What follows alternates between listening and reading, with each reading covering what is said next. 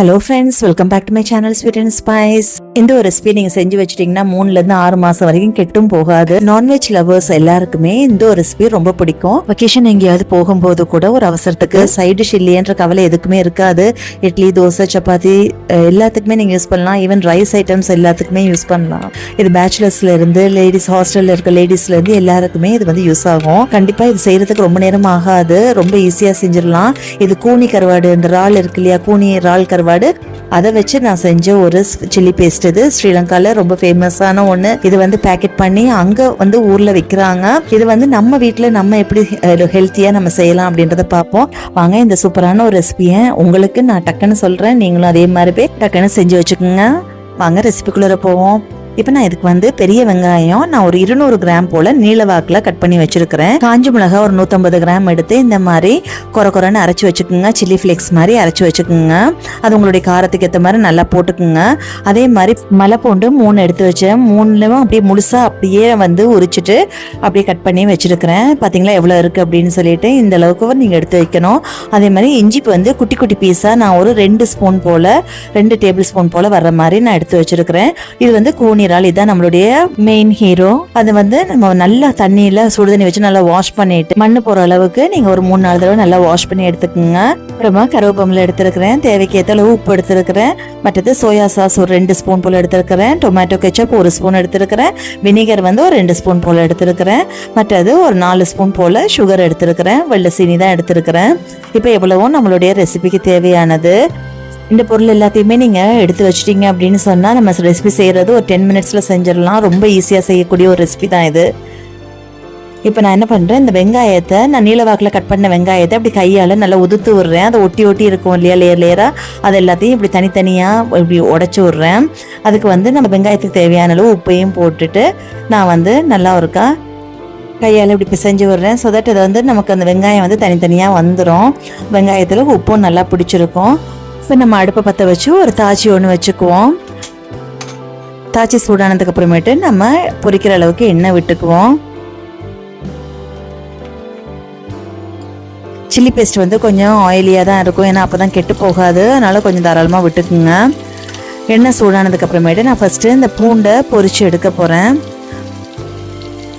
பூண்டு வந்து golden brown colour வர வரைக்கும் விட்டுட்டு நான் எடுக்க போகிறேன். இந்த ரெசிபிக்கு வந்து நீங்கள் பொரிச்சு எடுக்கிறது தான் ரொம்ப முக்கியமான ஒரு ஸ்டேஜ். ஏன்னா நீங்கள் வந்து பொரிக்கிறேன்னு சொல்லி தீச்சிட்டிங்க அப்படின்னு சொன்னால் நல்லா இருக்காது. அதனால் கொஞ்சம் பார்த்து பக்குவமாக நீங்கள் எடுத்துருங்க. பூண்டு ஒரு அரைவாசி வந்து பொரிஞ்சதுக்கு அப்புறமேட்டு நான் அதோட இஞ்சியையும் நான் போட்டு அதில் பொரிச்சு எடுத்துக்கிறேன். ரெண்டுமே நல்லா மொறுன்னு அந்த மாதிரி பொரிக்கணும்.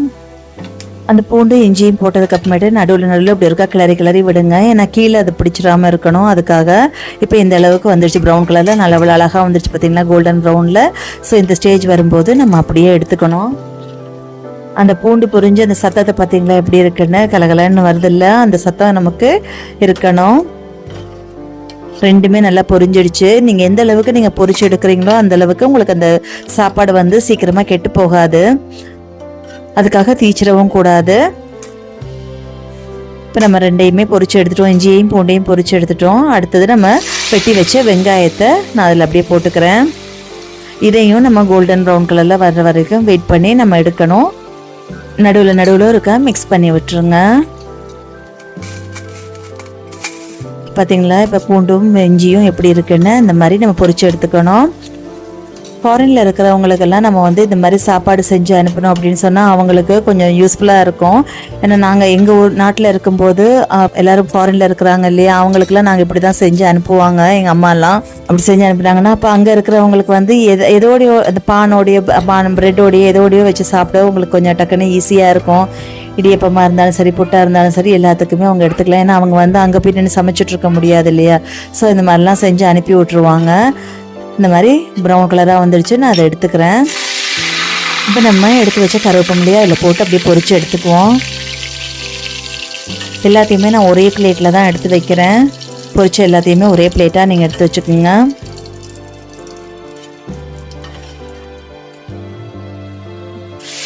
அடுத்தது நம்மளுடைய ஹீரோவை போட்டு பொரிச்சுக்குவோம். நான் கூனியராவை நல்லா தண்ணியெல்லாம் வடிச்சிட்டு நான் எடுத்து வச்சுருந்தேன், அதை அப்படியே போட்டு பொரித்து எடுத்துக்குவோம். இந்த கோணி எறா கருவாடு வந்து நமக்கு வந்து 2 சைஸில் வரும். ஒன்று பெருசாக வரும், ஒன்று வந்து சின்னதாக வரும். ரொம்ப குட்டி குட்டியாக பொடி பொடியாக வரும். நீங்கள் பொடி பொடியாக இருக்கிறதா நீங்கள் வாங்கினீங்கன்னா ரொம்ப நல்லாயிருக்கும். பெருசாக இருக்கிறத விட இந்த குட்டியாக இருக்கிறது நல்ல பெரிதாக இருக்கும். அது பார்த்திங்கன்னா அது போட்ட உடனே டக்குன்னு பொரிஞ்சிடுச்சு.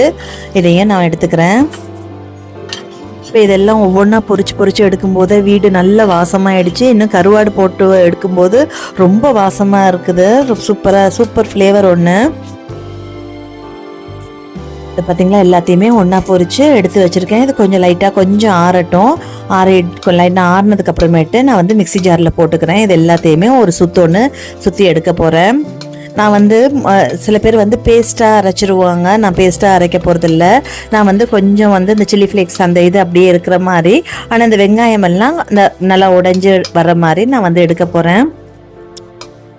நான் எல்லாத்தையுமே நான் அதில் போட்டுக்கிறேன்.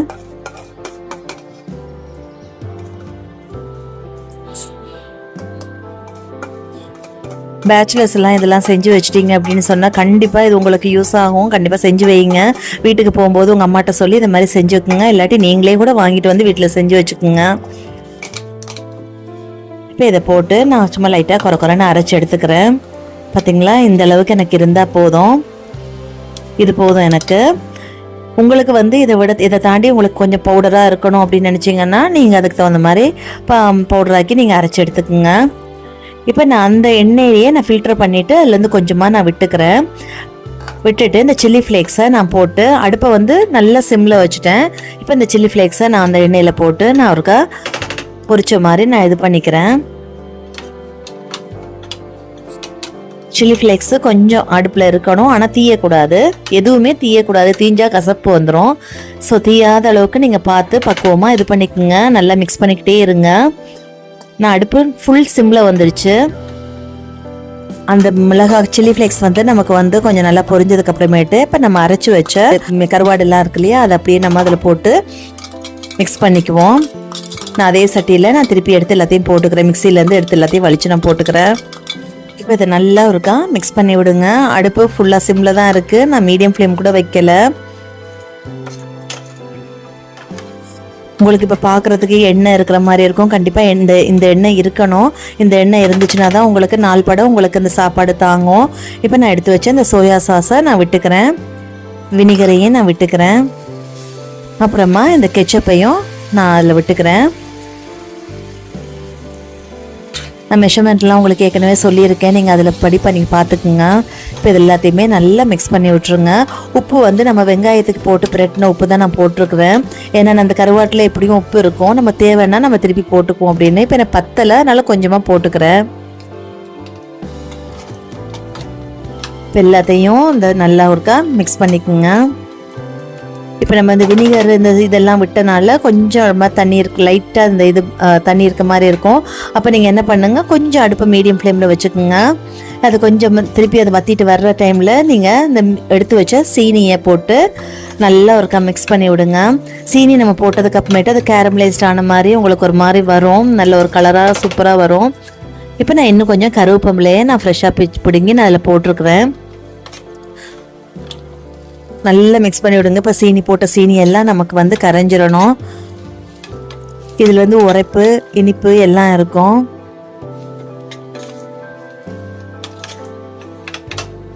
இந்த ஒரு ரெசிபியை நீங்கள் செஞ்சு வச்சிங்கன்னா சாம்பார் சாதம், தயிர் சாதம், மற்றது ஃப்ரைட் ரைஸ் எதுவாக இருந்தாலும் எல்லாத்துக்குமே நீங்கள் சாப்பிட்லாம். சீரியஸாகவே சொல்கிறேன். உங்களுக்கு கருவாடு பிடிச்சவங்க யாருமே இதை மிஸ் பண்ண மாட்டீங்க. நீங்கள் அதை கண்டிப்பாக செஞ்சு நல்லா ஆற வச்சுட்டு அதை ஒரு பாட்டிலில் போட்டு வச்சுக்கோங்க. நீங்கள் அது ஃப்ரிட்ஜில் வைக்கணும்னு கூட அவசியம் இல்லை. நான் வெளியிலேயே தான் வச்சுருக்கிறேன். நீங்களும் அதே மாதிரி வெளியிலேயே வச்சுக்கோங்க. பட் ஸ்பூன் வைக்கக்கூடாது, தண்ணி கையோடு நீங்கள் வச்சு பற்றக்கூடாது.